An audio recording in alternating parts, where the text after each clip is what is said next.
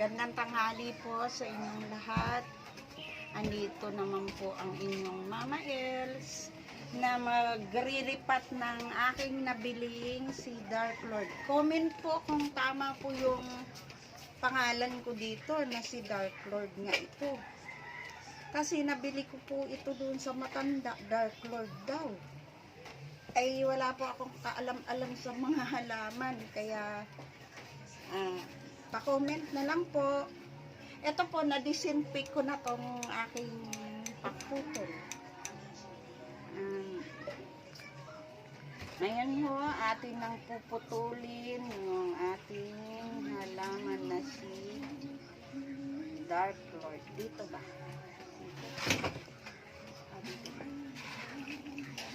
Dito kasi, ito yung ano eh.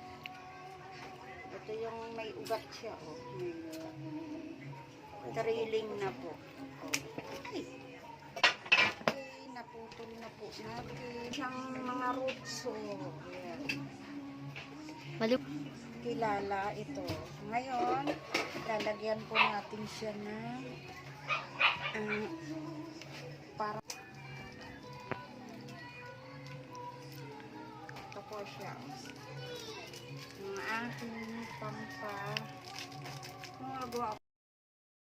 Ma. Na ulit. Na.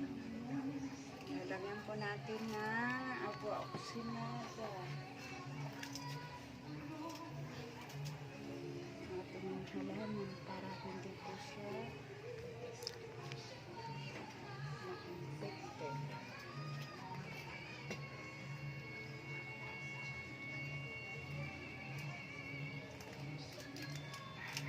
Moral ko lang po ito nabili. 200 lang.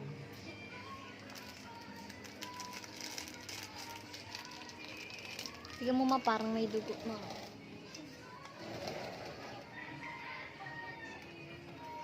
Ma, parang may dugo eh. Tignan mo. Rooting roots po to na na-order namin sa Lazada. Yan. Lalagyan po natin para mag-ugat po siya.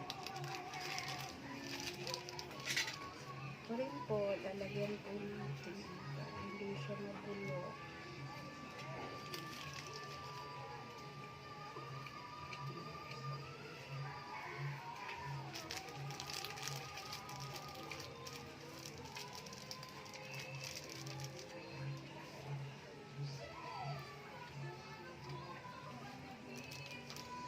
Po ulit itali para hindi siya sumulo. Ito po yung ating 10% na agua-oxinosa.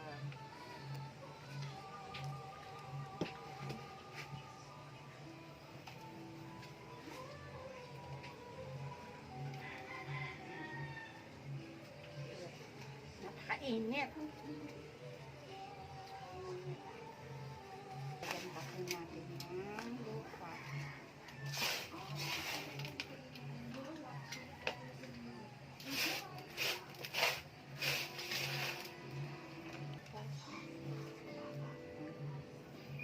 Kailangan ito.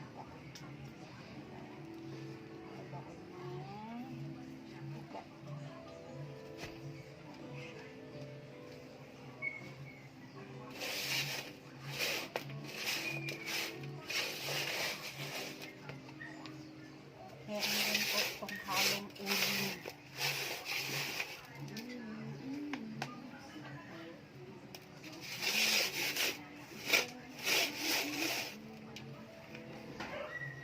Nung nabili ko to, hindi ko na i-video.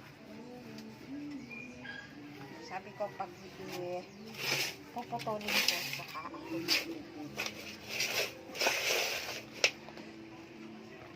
Huwag mo i-ikot sa kaban ko.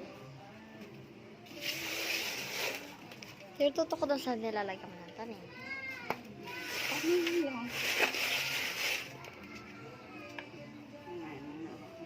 Stop ko na.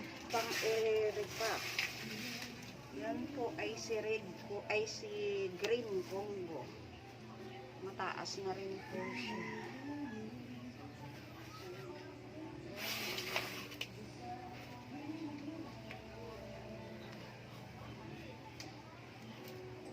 paparating din po akong halaman. Dabilia, Pondobilia ba? Pontabella. Pontabella? Pondobilia. Pontabella. Pontabella. At saka kay sino pa Rin na rin isa? tot. Hindi ang apelyido niya. Bailon. Sa kay Reynalyn Bailon. Galing po silang Sultan Kudarat o Mindanao. Napakalayo.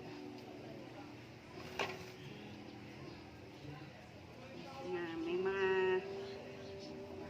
ang in-order ko po doon ay si Black Cardinal na philodendron at saka si Red Majesty,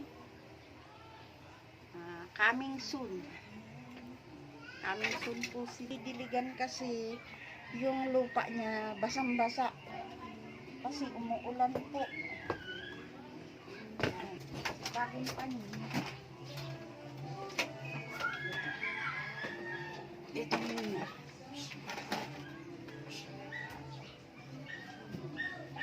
Ayan, para hindi po siya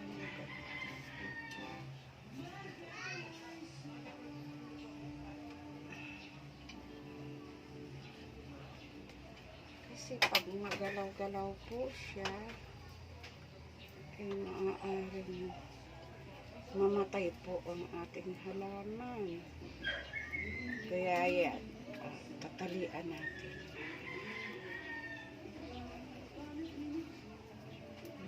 Yan. Ayan, hindi na po siya magalaw. Picturean, yan po ang aking iriripat pa sa susunod. Ang kabayanan po namin. Pinaka mother niya, yan, may 2 dahon na natira na pinanghalo sa aking mga philodendron at saka popot na. Binabad ko to sa tubig 2 araw tapos pinaulanan ko pa kaya yan siya basa. Okay, dito na lang, maraming salamat. Huwag po kalimutan ang mag-subscribe po sa aking YouTube channel na si Mama Els Garden. Maraming salamat.